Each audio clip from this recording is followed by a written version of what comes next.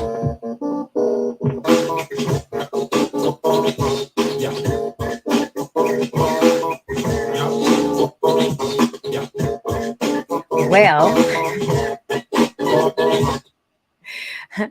I'm not sure what was happening with that, y'all. Sounds like my Bluetooth was not connected properly. Anyway, it's Jerlene, and I'm live. It is Wednesday, July 26th. Hopefully, folks will tap in and watch me now. If not, watch me later. Talk of the town, Jerlene, mom with a voice, here to engage, inform, and hopefully inspire and hopefully make you laugh. If you're watching me, I know it's late night, yet this was a conversation I definitely had to have. Had to wait for it to cool off a little bit before I could go live. So give me just a moment. Let me just check to see. Let's see if I have folks watching right now. And let me make sure that I'm actually live right now. So again, folks, it's July 26th, Wednesday, July 26th. Going to have a brief conversation. At least I'm going to attempt to keep it brief because this is definitely a conversation that's going to have to be revisited with some more folks. If there's anybody out there that actually wants to join me tonight, I just dropped a link in, let's see, let me drop a link. I'm dropping a link for people to be able to, so hold on, let's, all right.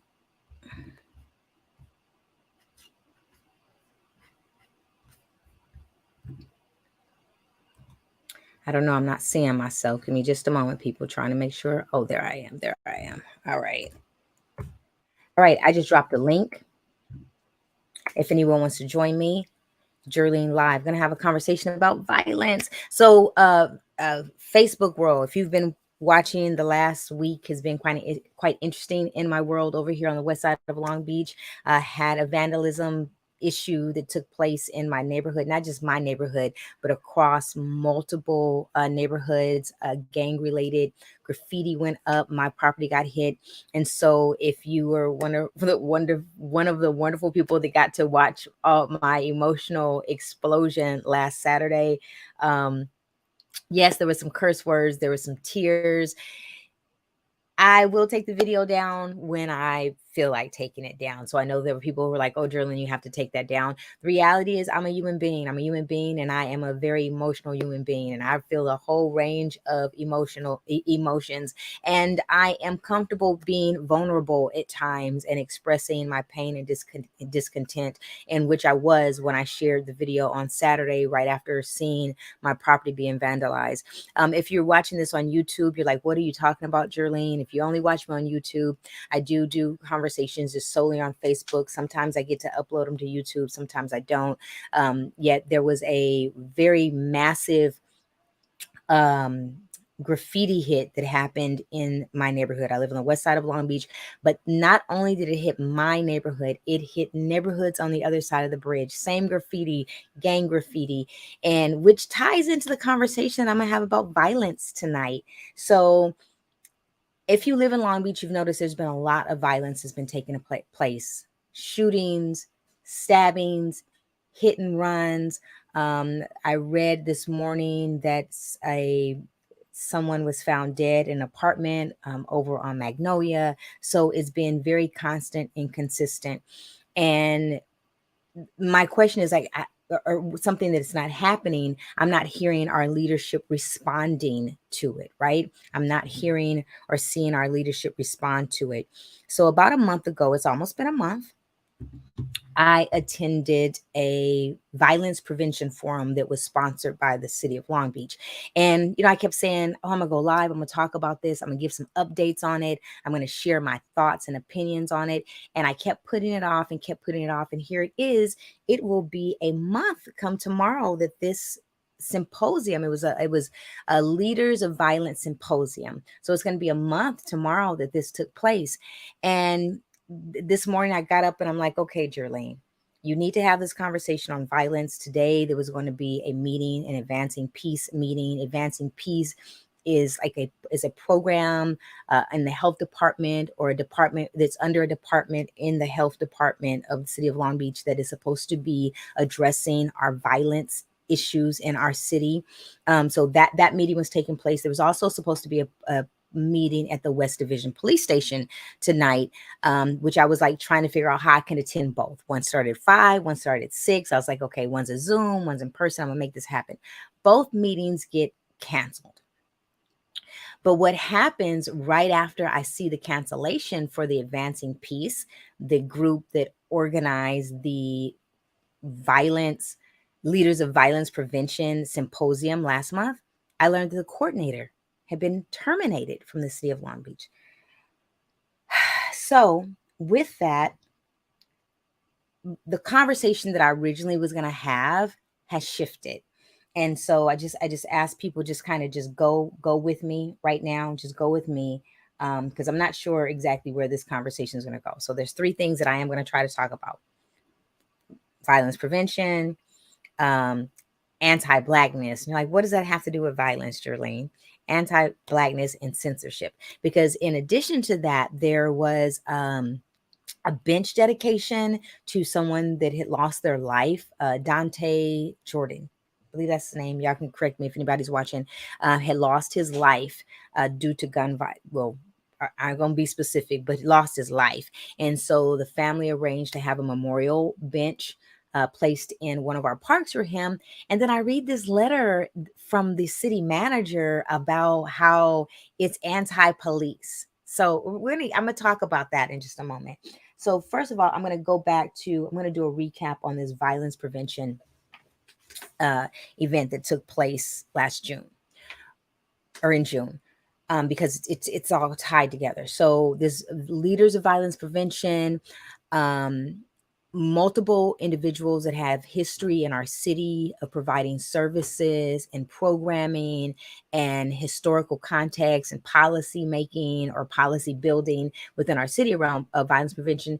They were in attendance at this symposium, and they shared their stories. They shared their work.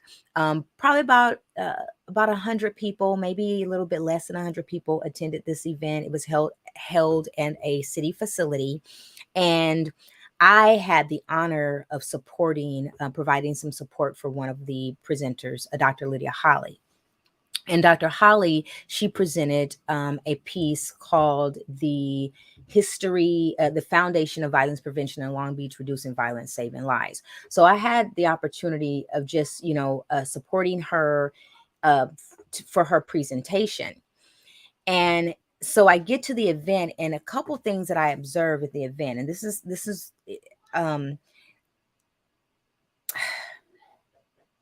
noticed that there was this disconnection between the city staff at this event. There were some things that didn't seem like, for example, they didn't have a printed agenda. And so I'm like, why isn't there a printed agenda for this event? This event has been on the calendar for a while. Where's the agenda? And I am an event planner. I am someone who's very meticulous when it comes to the delivery of different activities and events. So it kind of bothered me. And they're like, Jerlene, it's just an agenda. But there was no printed agenda. So there were multiple city staff at this event. Again, I'm talking about the June event of violence, leaders of violence prevention. And later, I'm told that there wasn't a printed agenda because someone they didn't want to do any printing. They wanted to cut cost. And I'm like, how does that? I took it personal. And the reason I took it personal is because I said, here it is, the community is coming out to hear about violence prevention activities in our community. When we have all these incidents of violence taking place, and we are not valuable enough to have a piece of paper, 100 sheets of paper printed out for a printed agenda.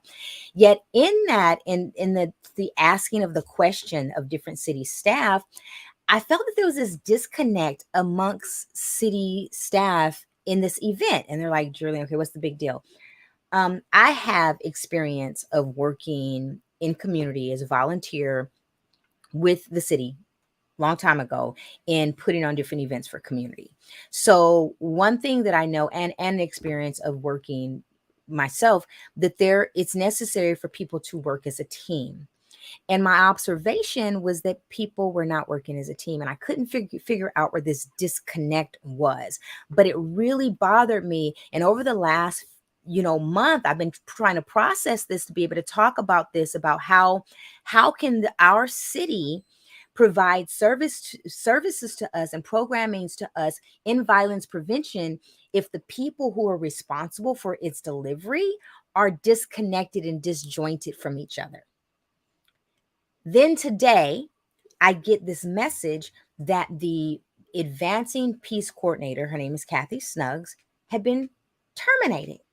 Well, Miss Kathy Snuggs was the person who was responsible for this symposium, for bringing things together. And I had limited interaction with her outside of this event. I originally connected with her because this event had been scheduled twice, and so my connection to her was minimal.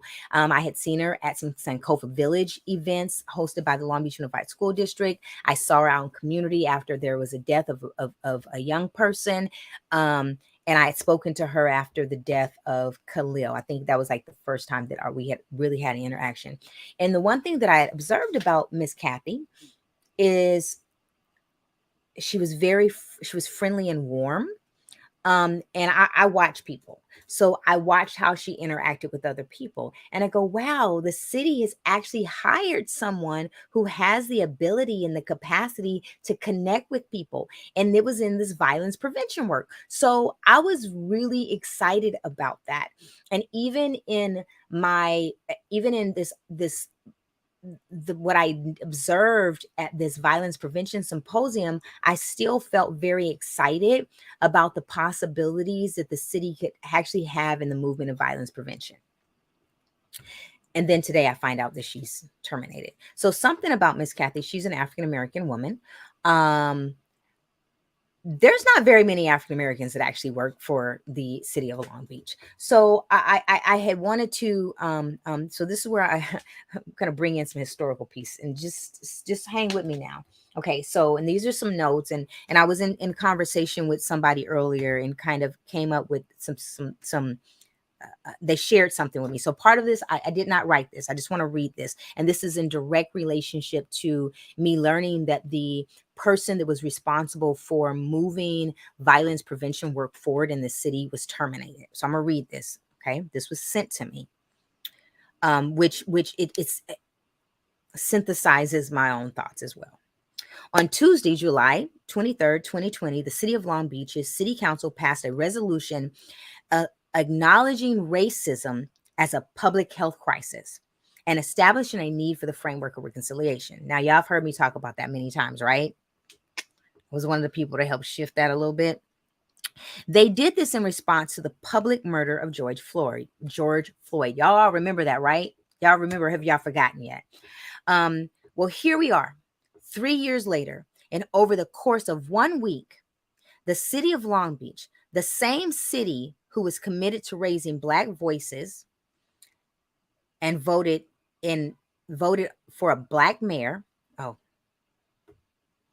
is behind the scenes to silence the expression of Black pain. Oh, okay. So I'm ahead of myself. Before I read that, the bench. I'm actually going to pull this up. So give me just a moment. So before I read that, just hold on, people. I'm going to get there. I just need to. So I learned about the termination of Miss Kathy on top of, so give me just a moment. All right, can you all see that? Hopefully you all can see that. So what I'm sharing, this is the headline. This was from several days ago. City manager chastises park commission over memorial for man killed by police. So something that people are unaware of, you can actually make a very large contribution toward having a bench dedicated to a family member. So there was a a memorial that took place, a event unveiling of this bench took place over the weekend, of July 16th, and unveiled this bench.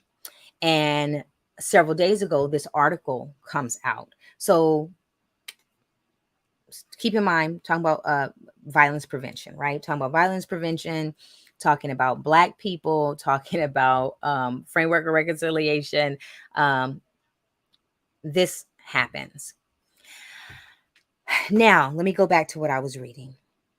Here we are, 3 years later, and over the course of 1 week, the city of Long Beach, the same city who was committed to raising up Black voices and voted for a Black mayor, is working behind, or voted in a Black mayor, is working behind the scenes to silence the expression of Black pain and violated the First Amendment right of an artist, and also silenced a Black messenger inside of the city's bureaucracy by terminating one of the few Black voices in the health department who also happened to hold a position as a violence prevention coordinator for the City of Long Beach Department of Health and Human Services. Did you all hear that?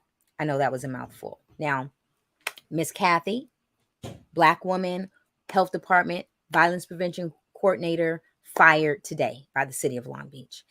Several days ago, this hits the news that the city manager chastises park commission over memorial for man killed by police. Well, why does a city have a problem with it? Well, according to the article, and according to some memos that were, I guess, circulating around the city, this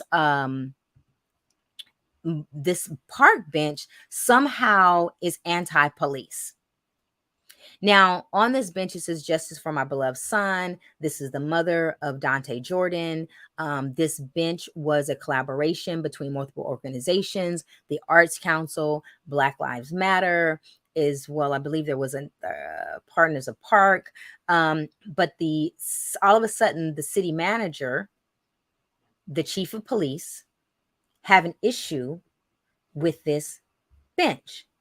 And when reading this, my thoughts were, wow, is the anti-Black sentiment like resurfacing here in our city? Is it resurfacing? And then I hear about, a woman, someone who has been actively, now I don't think she was, from my observation, there seemed like there was something within the health department that was preventing Miss Kathy from being as successful as she could.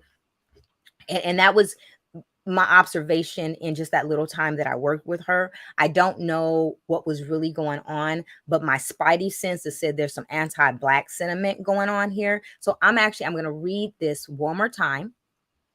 And so if anyone's watching this, I think it's just stay with me on this. So you see this, and I'm going to read.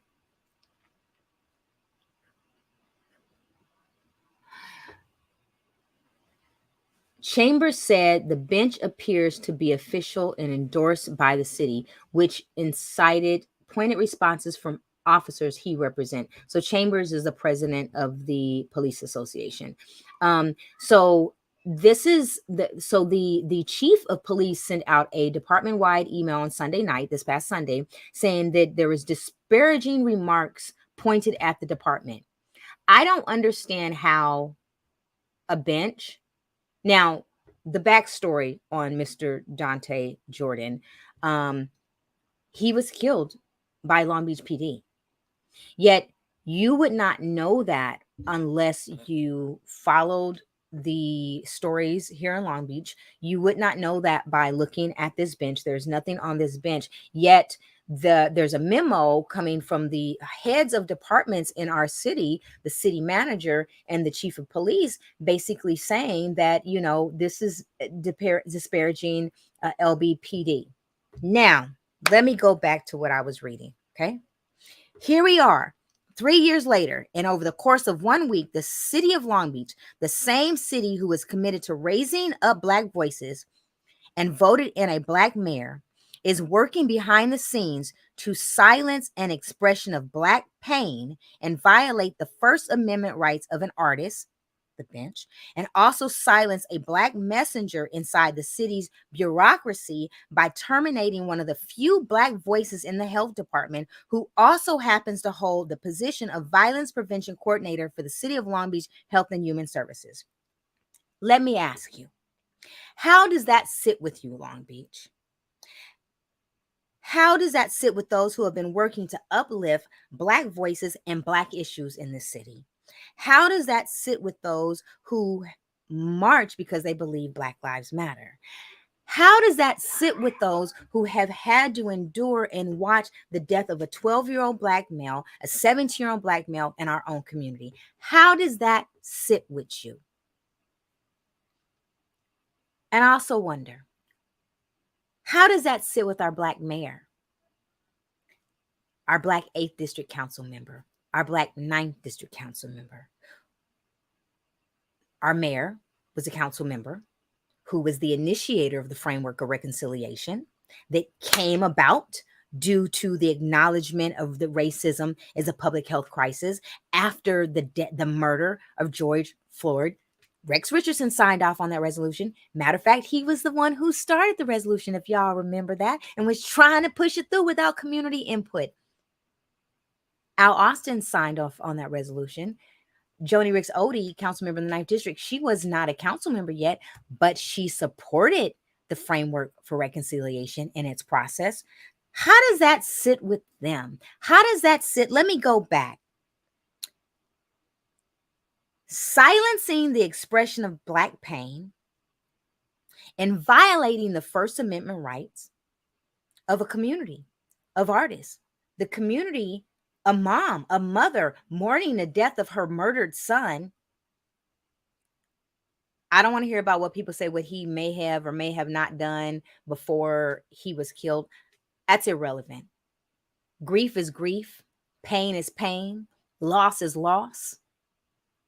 And no one has the right to take anybody's life. I'm not going, so that's not even the argument right now. It's about the violation of First Amendment rights. So now the city wants to create new guidelines because of this bench. So I am wondering. I know that there's some folks that are outraged, and I believe there's some folks that are working to organize to bring community together and up to speed on both issues, on both the Kathy Snuggs issue and both the Dante Jordan bench issue. There are folks that are preparing to respond.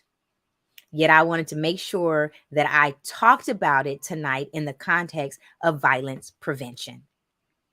This in itself is violence upon community. It is violence. And we want to talk about violence interruption. Come on now. So, question again, how does this sit with you? How does it sit with you? Knowing that the city of Long Beach is consciously working to silence Black messages and silence Black messengers.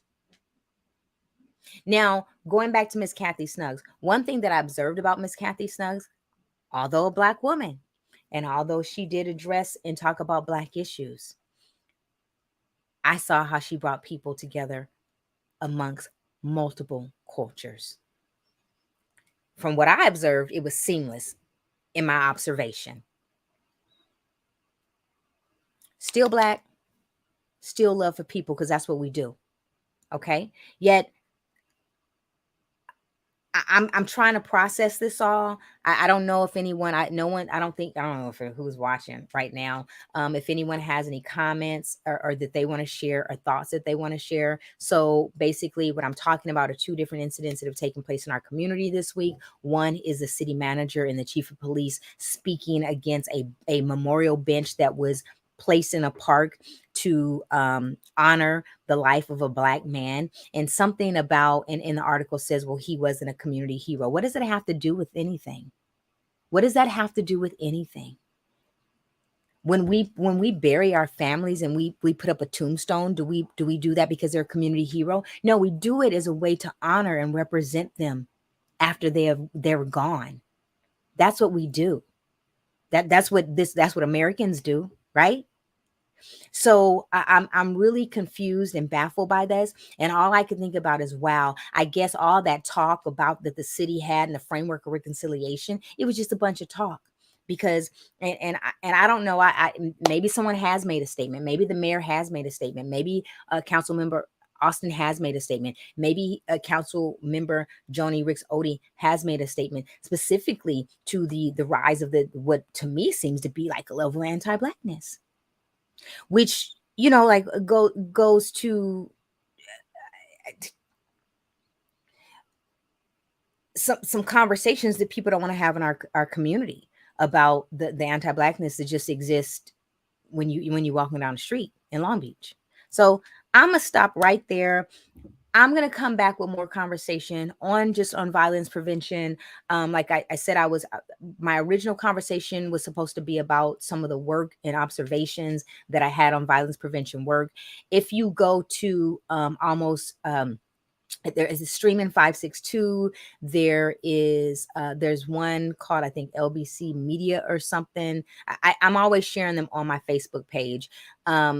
That shows the violence is happening across our city right now. Violence that no one is talking about. We're not getting responses from our council members right now on violence. We're not getting responses from leadership. Yet, the city manager writes a memo complaining about a bench. Writes a memo complaining about a bench. I didn't see him write a memo complaining about a 12-year-old getting shot. I didn't see him write a memo complaining about a 17-year-old getting shot in the park. So it seems like a city's got its priorities a little messed up. Oh, and then I'm sorry. Now I'm feeling it. So, question: what's political about that bench?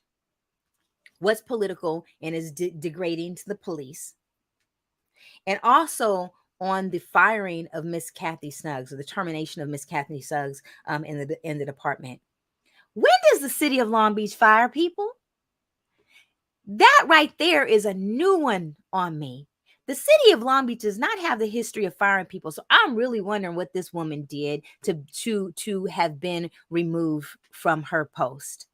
I am really wondering what she has done. And even with that, the first thought that came in mind was a current lawsuit that's a class action lawsuit that has been filed against the city of Long Beach by former Black employees of the city of Long Beach. That thought came to my mind because I'm like, what has she done? Because there are individuals in this city that I have seen that are absolutely useless and incompetent and need to be removed. But guess what? They don't get removed. They just get moved to another place and they continue to bring harm to a community. There's folks that work for the health department right now that probably should not even be there. So I'm really wondering what Miss Kathy Snuggs has done for her to be removed from her post. And for any of y'all city folks out there, we are going to ask because we want to know, because there's very few Black people in any positions in this city that are able just to do a job.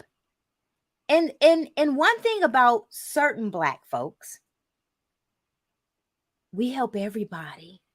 We may look like this, but just because we do, we're not we don't walk with blinders on that we only serve our own people. But it's really interesting. Black folks will be so quick to stand up and use their Blackness and talk about how I'm a Black leader, ain't leading crap. Okay, I gotta go now. Anyway, I'm gonna read this one more time just in case someone didn't catch it, and then I'm gonna go. Here we are, 3 years later, and over the course of 1 week, the city of Long Beach, the same city who was committed to raising up Black voices and voted in a Black mayor, is working behind the scenes to silence an expression of Black pain and violate the First Amendment rights of an artist, and also silence a Black messenger inside of the city's bureaucracy by terminating one of the few Black voices in the health department who happened to also hold the position of violence prevention coordinator for the City of Long Beach Health and Human Services. How does that sit with you, Long Beach? I'll be back next week to actually have a more in-depth conversation of the history of violence prevention in our city. Yet just need to give folks food for thought. If you have any more information or backstory on either the park bench, or what's actually going on in our health department, and this complete disregard for community and our need of having representation that can connect across a multitude of communities, please hit me up in the DMs. Let me know. All right, take care. Again, it is July 26th. Jerlene, Talk of the Town, here to engage, inform, inspire. I doubt I made anybody laugh tonight, but next time.